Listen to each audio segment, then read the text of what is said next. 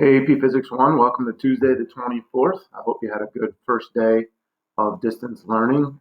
Today, what I'm just going to do is give the answer to the warm-up from yesterday, or at least my version of it. Some quick reminders, and then I've got a couple questions that people wanted me to go over, something from a previous AP classroom review. So I'll do numbers 4, 5, and 6. So let me go full screen on this here. And so the warm up from yesterday, I believe, was, let me get the pen tool out here. Trying a new program, old program, Smart Notebook. The warm up from yesterday was this. Got a lot of interesting responses, but I'll draw in the missing parts. I don't think anybody got it. It was supposed to be a stick figure man, Phil Physics, doing a push-up. So that was yesterday's warm-up, a guy doing a push-up. But there's a lot of good, funny responses. Just some reminders. So I put a wave test up on the classroom website, and that's going to be due by Thursday, the 26th, 7:30 a.m. You could email me with questions. It's a Google form. I also put a like a PDF copy. So if you wanted to do it out on that first, maybe you do 10 or 15, and then you come back to it the next day, because I think in the form you can only do one straight shot. So you don't want to sit on the form for 40 questions. If you need to think and problem solve and make a mistake, you can come back to it. So I would use the PDF to kind of fill out your answers, and then when you're ready, just import them into the form. Got a lot of questions about the AP test. What's it going to look like if it's 45 minutes? I'll be honest with you, I don't know. I'm assuming it's going to be a lot of multiple choice. I guess they could do a free response, and then you would have to submit it somehow, like a picture or something, but I really don't know. I think we're going to know a lot more on April 3rd. That's when they told me that they're going to come out with their updates and what the test is going to look like. I do know that it won't have our units 10, 11, and 12. That's all I know right now. I also know they're developing a lot of resources for you. They said they're not available yet, but they will be. So as soon as I get those links, I'm going to send them to you. And that's where we're at right now. So we're kind of just waiting. So we're going to do the best we can with reviewing what we know is going to be on the test. Like I said, I think it's going to be more multiple choice, but that's just a guess. It could really be anything. It's going to be shorter, and I think we're ready for whatever they throw at us. So that'll be good. The last thing is I got some questions on going over some of these problems that I put up before we left school, a wave review. And this is number 4. So it says the figure above shows a portion of a periodic wave on a string at a particular moment in time.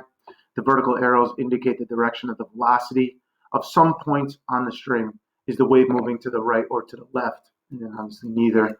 The way I would go about this one is, let me get the pen. I'm going to use red.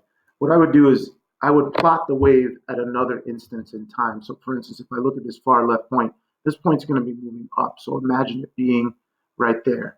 This point is going to be moving down. This point is going to go down. It's trying to detect what I'm writing. This point's going to go down. This point's going to go up. This point's going to go up. And this point's going to go down. And if I'm getting a little malfunction here. Let's see if we can erase this pen. Let's see. All right. Eraser. No.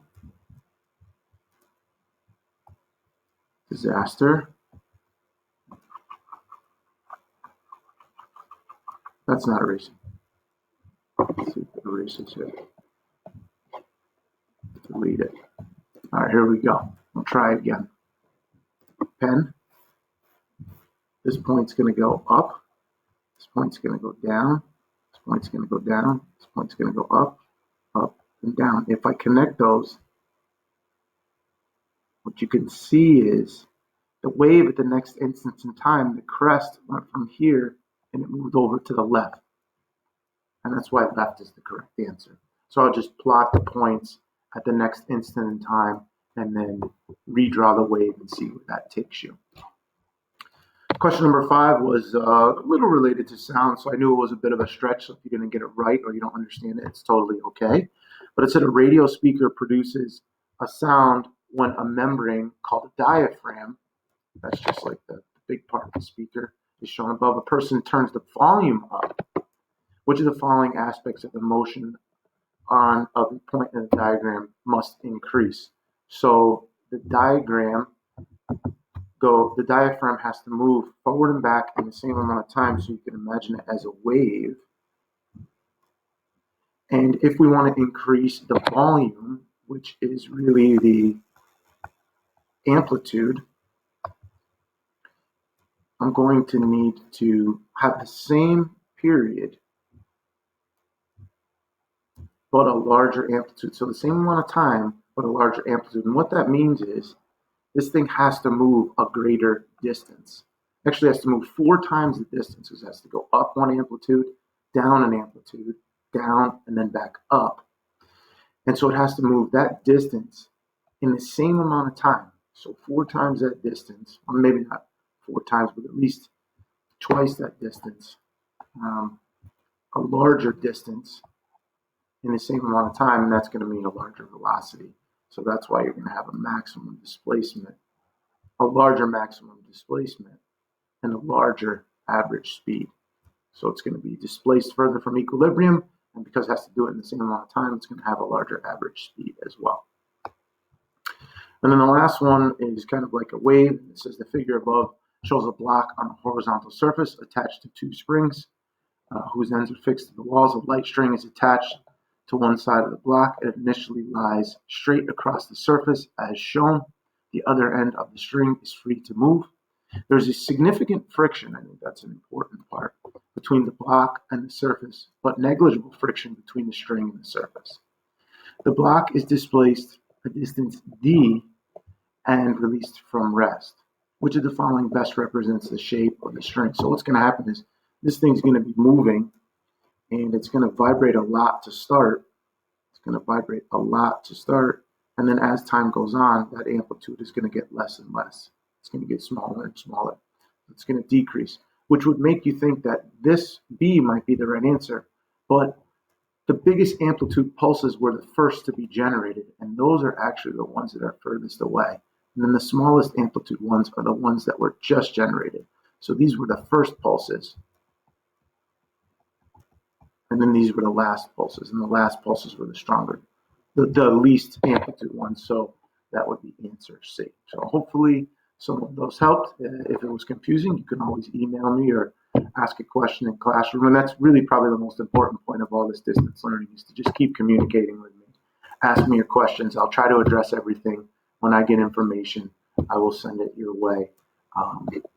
And just to kind of end the day as a reminder, again, make sure that you're working towards completing that wave test. It's going to be about 40 points.